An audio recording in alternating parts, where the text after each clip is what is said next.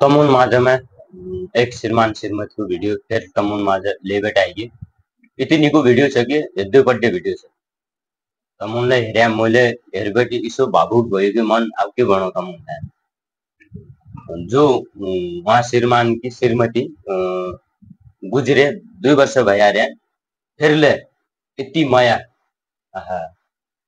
यति प्यार यति माया गद्दे श्रीमान वो मान्छेले आफ्नो परिवारको फोटो जो शालिग बनाए फोटो बनाएबटी घरैमा स्थापना गरिदियो। हेर त कति सुन्दर कति गहिरो माया प्रेम हो है। तमलाई हेर्नु यो भिडियो तमलाई कसो लाग्यो यो भिडियो फेरि तल कमेन्टमा बताइदिया। दर्शक वृन्द एक पटक यो दृश्यलाई राम्रोसँग हेर्नुहोस् त।